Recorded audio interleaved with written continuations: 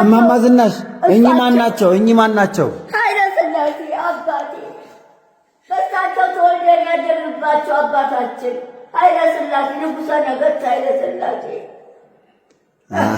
የኔ እናት አባቴ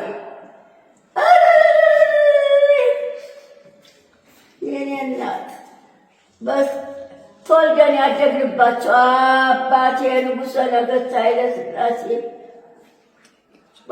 መልክ መልክ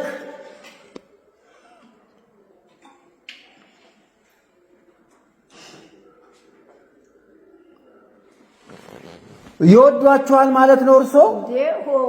በሳቸው ተወልደን ያደግንባቸው አባታችን ኮሎኔል መንግስቱ ኃይለማርያም ደርግ የሳቸው ወታደር ነው።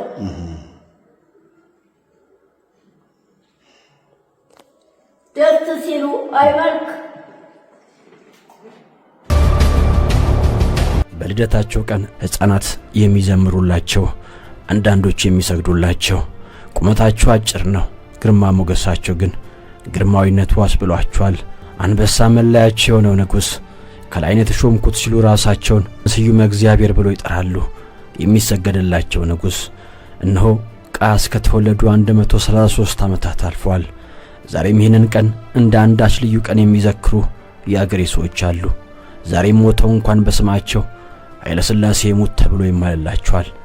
እሳቸው ባለፉበት አንገቱን ደፍቶ እጅ የሚነሳ ከመሬቱ ላይ በግንባሩ ተደፍቶ የሚሰግድ የአገሬ ሰው ብዙ ነበር። ራሳቸውን እኛ እያሉ የሚጠሩት አንድ ሰው ነበሩ፣ የመጨረሻው የኢትዮጵያ ንጉሥ። ከሳቸው በኋላ አፄ የሚባሉ ሰው የሉም። የ1884ቱ ሕፃኑ ተፈሪ፣ የኢያሱ ዘመን እንደራሴ፣ የዘውዲቱ ዘመን አልጋ ወራሽ፣ የ1923ቱ የኋለኛው ንጉሠ ነገሥት፣ የሐረር ጀርሳው የልዑሉ ልጅ ልዑል፣ የአድዋው ጦረኛ የአባቱ ልጅ የራስ መኮንኑ ራስ ተፈሪ፣ የልጅ ኢያሱ ዙፋን ስጋት የአንድ ወቅቱ እንደራሴ፣ አራዳ ጊዮርጊስ ተቀብተው ከባለቤታቸው ጋር ዘውድ የደፉት፣ ለዘመናዊ ትምህርት ለስልጣኔና ለቴክኖሎጂ በር የከፈቱ ናቸው። በአርማዶ ተሻግሮ የኢትዮጵያን ከፍታ ከሰገነቱ ያኖሩ፣ የዲፕሎማሲ ስኬታቸው ዛሬም የሚያስመሰግናቸው 44 ዓመታትን በንግስና መንበር ራስ ተፈሪያን ለሳቸው ያላቸው ፍቅር ወደ አምልኮ ይጠጋል። ለአፍሪካ ህብረት መሰረት ማን እንደሳቸው ይሏቸዋል ብዙዎች።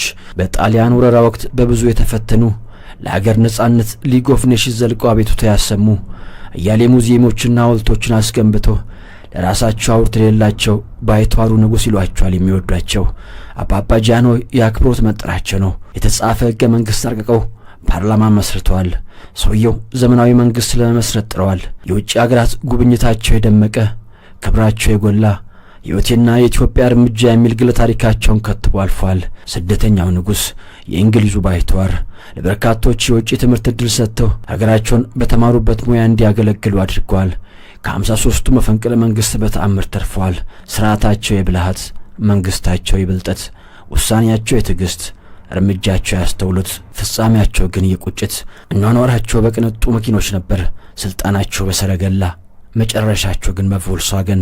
አንበሳና ነብር የሚታዘዝላቸው የነበረ፣ አንዳንዶች በጥሩ ጎን የማያነሷቸው፣ አንዳንዶች የአፍሪካ አባት የሚሏቸው አወዛጋቢው የኢትዮጵያ የመጨረሻው አፄ።